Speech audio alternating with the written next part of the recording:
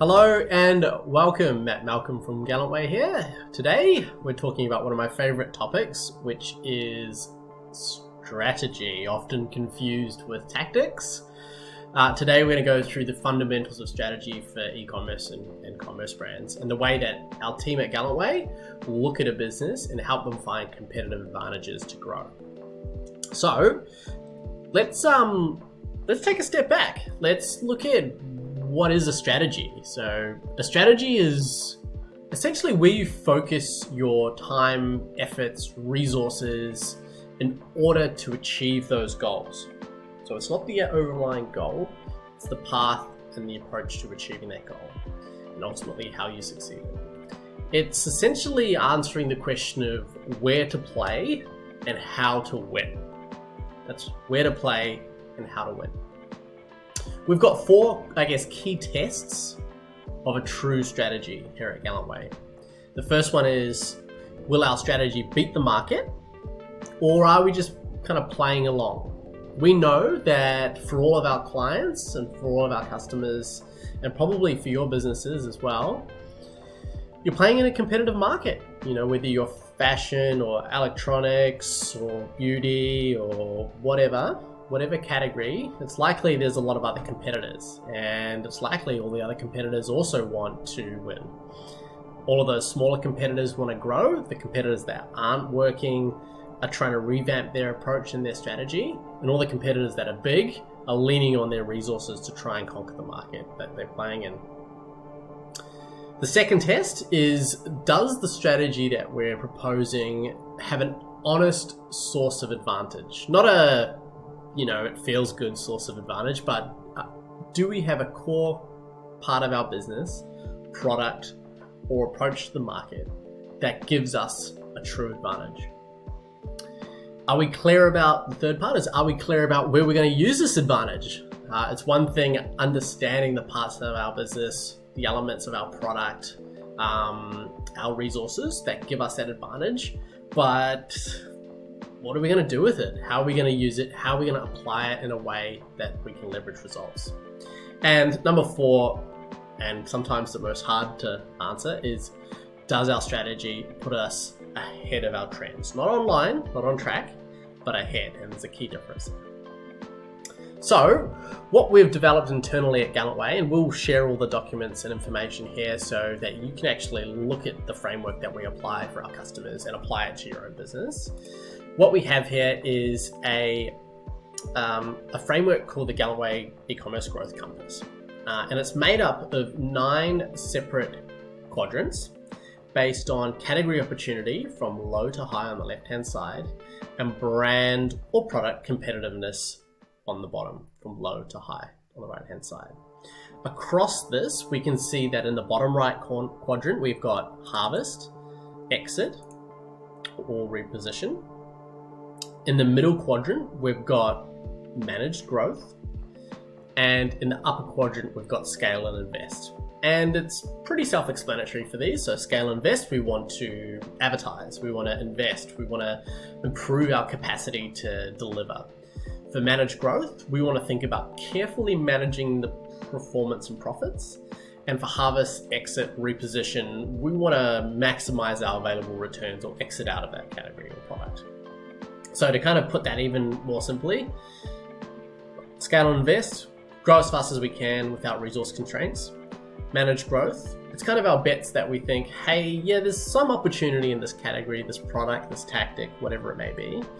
But we want to be focused on generating a return and being confident about that. So kind of scale, but be wary.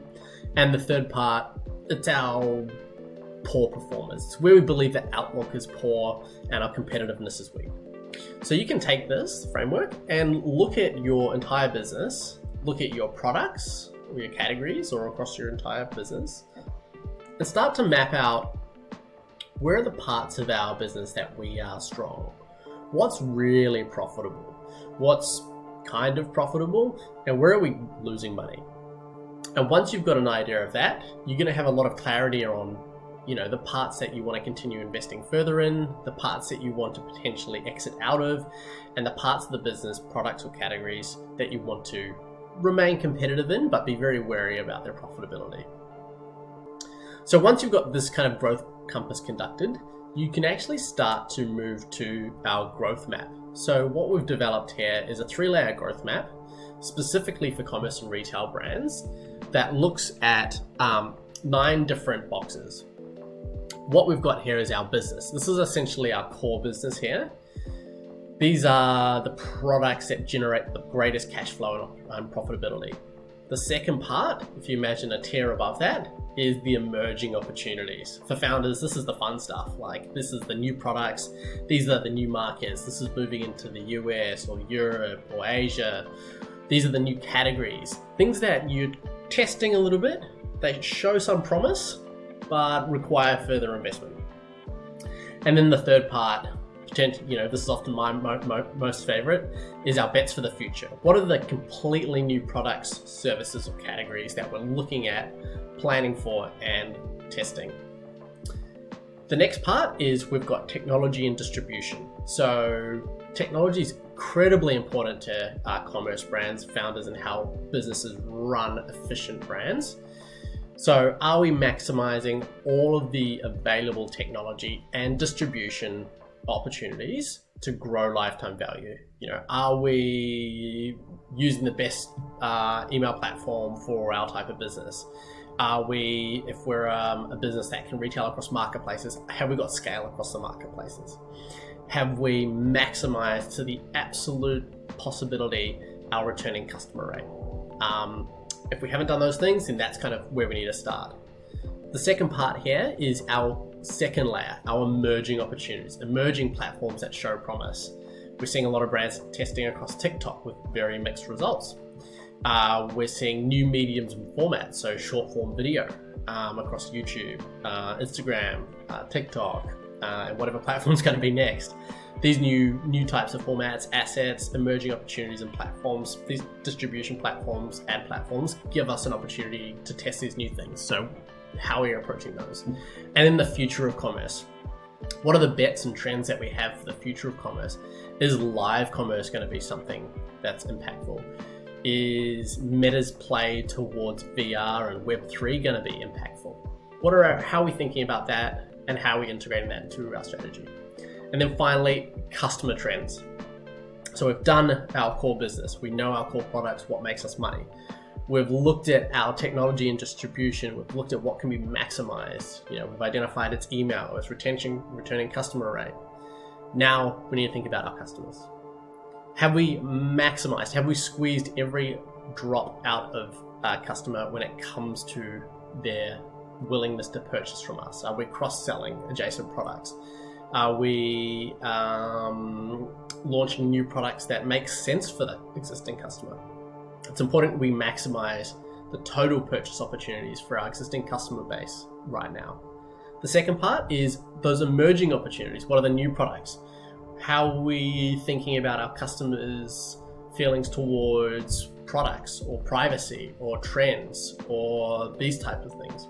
We're seeing a push for independent brands. We're seeing a push for more sustainability for consumers. We're obviously seeing faster shipping times. All of these things are very, very important. And then thirdly and finally, the future. This ties obviously very closely into distribution and technology.